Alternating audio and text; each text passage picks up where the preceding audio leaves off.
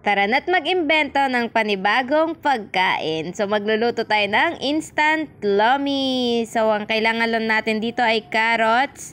Pagkatapos nga ay meron din dapat tayong repolyo. Masyadong malaki ito kaya hahatiin lang natin yan sa gitna para magamit pa natin sa susunod na lulutuin. At syempre meron tayo dyan 2 itlog. Pwede din naman mas madami pero 2 lang yun nasa bahay kaya 2 na lang.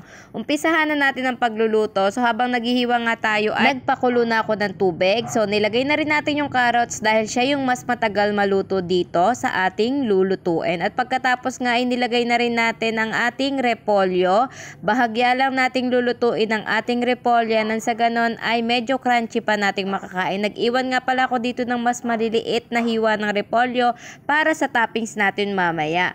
At kapag kaganyan na ang itsura ng ating repolyo, pwede na natin dyan ilagay ang ating noodles na gagamitin sa ating instant lomi. Siguraduhin lang natin na ma-absorb ng noodles yung ating tubig para mabilis itong maluto. At pagkatapos nga ay takpan natin siya at pakuluan ng ilang minuto.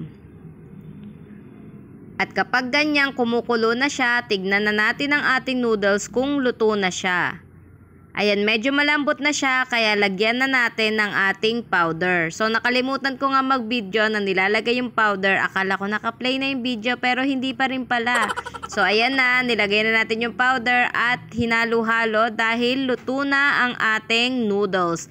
Ilalagay na natin ngayon ang ating itlog na kukumpleto sa ating rekado. At pagkatapos nga ay imekos-mekos natin yan para naman mabilis nang maluto at mahalo na yung itlog sa ating noodles. At kapag kaganyan na, ready to serve na ang ating instant lomi. At syempre, hindi yan makukumpleto kung hindi natin ilalagay ang ating toppings at magdadagdag sarap sa ating instant lomi.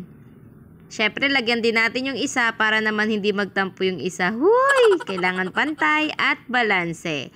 At pagkatapos nga ay ayan na siya. Ready to eat na ang ating instant lomi. O, ano pang hinihintay nyo? Try nyo na itong gawin. Masarap na at may sustansya pa. I-try nyo na to at subukan nyo na lutuin mga insan. Pang merienda o kung ano pang gusto mong gawin. So, ano pang hinihintay nyo? Try nyo na tong bago nating recipe. At huwag kalimutan, paki-like, share, and comments po sa aking mga video. Salamat po sa panonood at sa inyong suporta. Kamsahamnida, waka waka bye-bye!